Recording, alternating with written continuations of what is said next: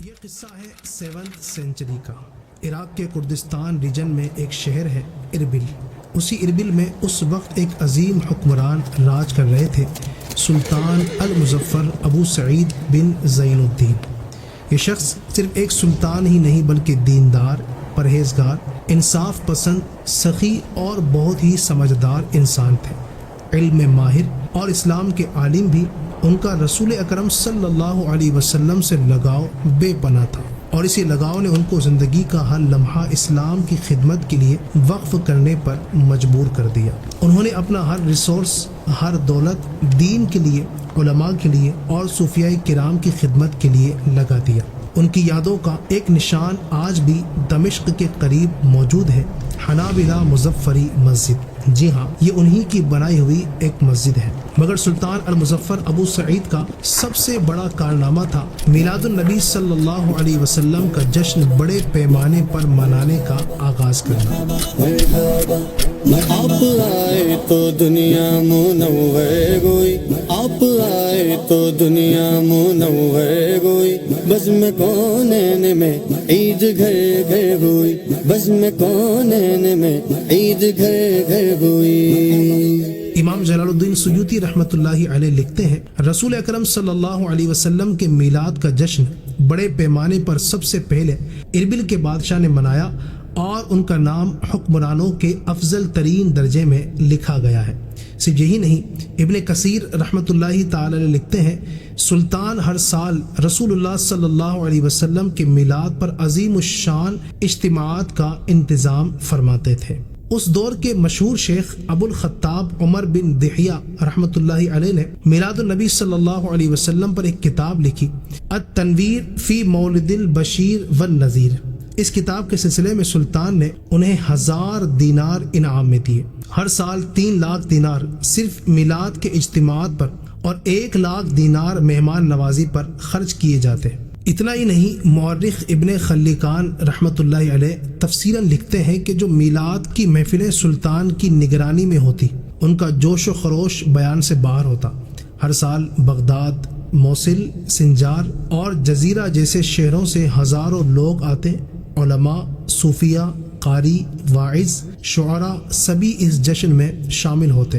محرم سے ربیع الاول تک شہر سج جاتا، 20 سے زیادہ لکڑی کے قبے بنائے جاتے، ہر قبہ 4-5 منزلوں کا ہوتا، اور 12 ربیع الاول کی رات قلعے، عمارتیں، راستے سب ہزاروں چراغوں سے روشن ہو جاتے۔ صبح ہوتے ہی علماء، قاری، شعراء کو تحفے میں لباس دیے جاتے، غریبوں کے لیے ہزاروں کھانوں کا انتظام ہوتا۔ امام شمس الدین یوسف رحمۃ اللہ علیہ لکھتے ہیں، میں نے خود دیکھا سلطان کا دسترخوان کھانے سے بھرا ہوتا، 5000 بنے ہوئے بکرے، 10,000 مرغیاں، 1 لاکھ کٹوریاں دودھ، 30,000 میٹھے کے تھالے سب دسترخوان پر سجتے۔ ذرا سوچئے، 1 دینار لگ بھگ 3 گرام سونے کے برابر تھا، تو صرف میلاد پر خرچ کیے گئے 3 لاکھ دینار کا وزن ہوتا ہے 900 کلو سونا۔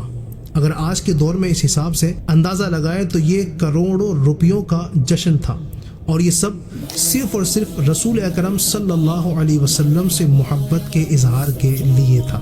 اس جشن کی تائید اور تصدیق کئی بڑے علماء نے کی ہے، جیسے امام ذہبی، امام قسطلانی، امام محمد بن یوسف صالحی، امام عبدالحی حنبلی، شیخ ابو ذر، جمال الدین حموی، اور 11ویں صدی کے مشہور محدث اور شارح ملا علی قاری رحمۃ اللہ تعالی لکھتے ہیں، جب میں نے ان محفلوں کا جلوس، حسن و شان اور مہمان نوازی دیکھی تو میں نے فیصلہ کیا کہ یہ سب واقعات لکھ لوں، تاکہ جو لوگ نہیں پہنچ سکیں وہ بھی ان محفلوں کی برکت کا اندازہ لگا سکیں۔ ان واقعات سے معلوم ہوتا ہے کہ ان علماء کرام نے میلاد شریف کو صرف منایا ہی نہیں بلکہ اس کی تائید کی، اس پر کتابیں لکھی اور اللہ کا شکر ادا کیا کہ ہمیں رسول اکرم صلی اللہ علیہ وسلم جیسے پیغمبر عطا فرمائے۔ یہ واقعات ہمیں یہ سکھاتے ہیں کہ رسول صلی اللہ علیہ وسلم سے محبت کا اظہار کرنا، دین کے لیے مال خرچ کرنا، میلاد منا کر نشانیوں کو زندہ رکھنا، یہ سب اللہ کے نزدیک برکت والے اور ثواب کا سبب بننے والے اعمال ہیں۔ اور اس لیے 12 ربیع الاول کو مسلمان پورے دل سے اللہ کے آخری پیغمبر صلی اللہ علیہ وسلم کے پیدائش کا جشن مناتے ہیں، کچھ لوگ مکہ میں ان کی پیدائش کی جگہ کے قریب یہ دن مناتے ہیں، کچھ ان کے روزے مبارک کی زیارت کرتے ہیں تو کچھ سبز گنبد کے ٹھنڈے سائے تلے میلاد شریف کا انتظام کرتے ہیں۔ کئی لوگ ان کی پیدائش، سیرت، معجزات اور فضائل پر مبنی کتابیں پڑھ کر میلاد مناتے ہیں۔ کچھ لوگ ان کی شان میں نعتیں پڑھ کر، اپنے گھروں کو سجا کر، گلیوں کو روشن کر کے اور صدقہ خیرات دے کر اپنی خوشی کا اظہار کرتے ہیں۔ حقیقت یہ ہے کہ رسول کریم صلی اللہ علیہ وسلم کے میلاد کا جشن اس ہر طرح سے منایا جا سکتا ہے جو شریعت کے خلاف نہ ہو۔